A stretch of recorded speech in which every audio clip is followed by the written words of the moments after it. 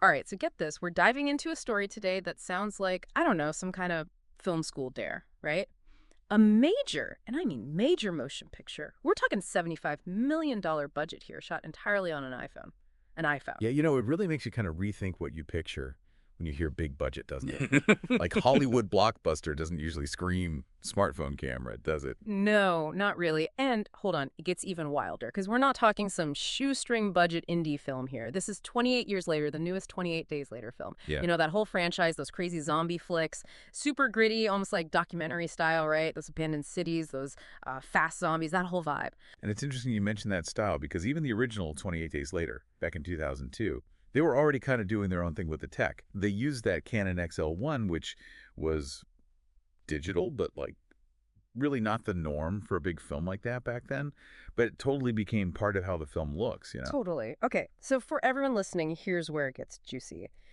The article we're going off of, it's from this Dutch tech site, bright.nl, and the headline basically says it all. For the first time, a major film has been shot entirely with an iPhone. Straight up. But here's the thing. No, They don't really get into why, which, like, yeah, so Yeah. that's the whole point. exactly. Just drop that bomb and walk away. We need details.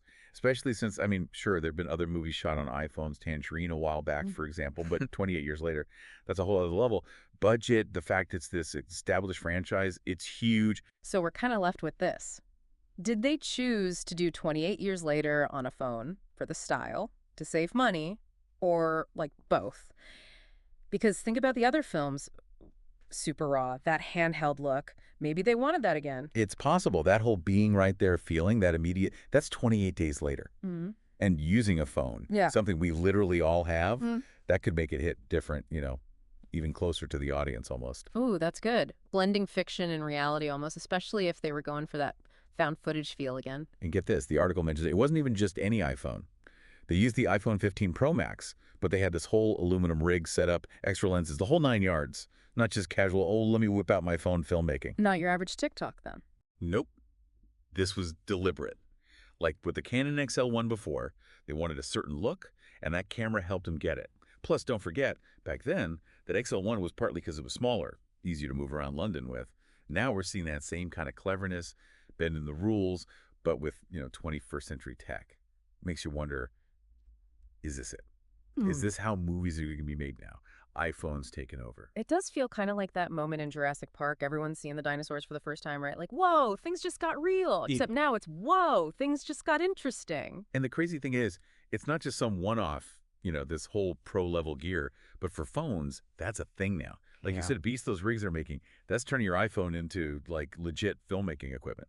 It's kind of funny when you think about it. We spent how long wanting thinner phones, and now we're bolting them onto rigs to shoot movies. Shows you how adaptable filmmakers are, right? Always got to push those limits. And tech's keeping up. But we should probably get into the actual, like, technicals for a sec, because that's got to be on everyone's mind, right? Image quality, it ain't just about how powerful the phone is. Though, don't get me wrong, that 15 Pro Max, that's a beast. There's more to it than just that, though, right? Like how a film actually looks. Exactly. Sensor size, lenses, all that, that's what gives you that cinematic feel, those big budget looks. Like those huge landscapes or when the background's all blurry, but in a good way. Depth, focus, all that. Lost me a little at sensor size, gotta be honest. For those of us who don't speak fluent film nerd, what even is that, and should we care? Huh, fair enough. Okay, so picture it like this. Yeah. That sensor, that's the camera's eye. Bigger sensor, it takes in more light, information, the whole shebang. Like a bigger eye just sees more, and more to work with means more you can do afterwards. Color, contrast, how sharp it is, it's all in the filmmaker's hands. So bigger sensor equals more visual info equals more creative freedom. Yep. Gotcha. But you mentioned lenses, too. How do those fit in? So lenses, they're huge because they decide what the camera's seeing and how it's seeing it. Focal length, that's all about how much is in focus, how big things look. Wide lens, you get those huge vistas. Telephoto, bring those far-off things up close. Right, tool for the job, basically. 100%. Which is why those classic cinema cameras, they've still got an edge. More lens choices, usually bigger sensors, the filmmakers, they've got options. Beauty tech's catching up. Phones are getting better, and the tools to use them, they're getting crazy good too. So, like, don't count smartphones out just yet. Exactly. Who knows what's next, right? Maybe someday it is all phones, all the time. But even if that happens, that human touch, knowing how to use the tools, that'll always matter. Okay, but back to 28 years later for a sec. $75 million. That ain't chump change. This ain't some student film. This is studio going, you know what? Let's gamble on the thing everyone uses for, like cat videos. Right. And that's what's got everyone talking. Does this change everything, or is it just a publicity stunt, you Uh-huh. think? Is Hollywood going to ditch the fancy cameras for iPhones now? Yeah, probably not entirely. Those top-tier cameras, they're still the go-to, especially for effects-heavy stuff or if you just need that absolute pristine image. But it does show something's changing.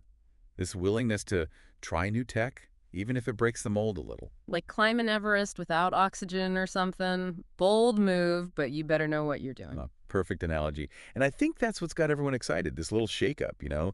Hollywood can get a bit same old, so this is refreshing. Plus, let's be real, Hollywood loves an underdog story. Big movie, shot on a phone, that's marketing gold right there. Gets people talking, gets them curious. But even beyond the hype, it is kind of cool, right? What it could mean. 100%. Imagine, right, you don't need to be rich to make movies anymore. You just need a decent phone. Right. We're already seeing that online, but this is different. That whole best camera is the one you have with you thing. It's like actually true now. Exactly. Anyone, anywhere can tell their story. That's powerful. It's the Wild West out there. But with iPhones, not those. What are they called? 6-shooters. Yeah, those. But hold on.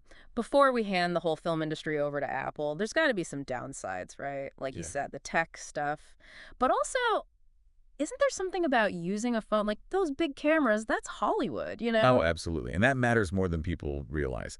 There's a reason those cameras mean serious filmmaking. Yeah. It's like Yeah. Michelin star restaurant versus like your corner diner. Both can make good food, but one's got the reputation. Right. And in movies, that matters. How Yeah. seriously people take it, reviews, everything. So can a phone movie break through that? That's the question. The $75 million question, you mean?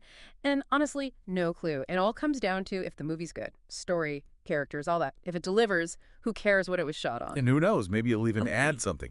Imagine what you could do with a phone that you can't with a huge camera. Yeah. All those tight spots, quick shots. Whole new set of tools. It's like giving a chef one of those molecular gastronomy kits, right? Yeah. Still make a grilled cheese, but now they can make like edible smoke and stuff too. Kind of makes you hungry just thinking about it.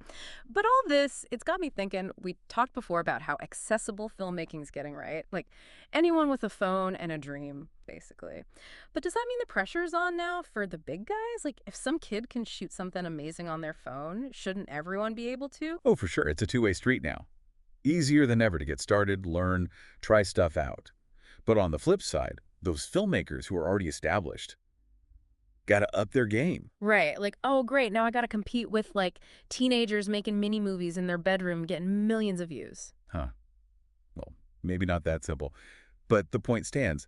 It's got to make them think harder. Can't just be the budget of the fancy camera anymore. Got to tell stories that stick with people. It's like having a killer kitchen, all the gadgets, but can you actually cook? All that tech don't mean nothing if you ain't got the skills, the vision. Exactly. That's what's at the heart of it all.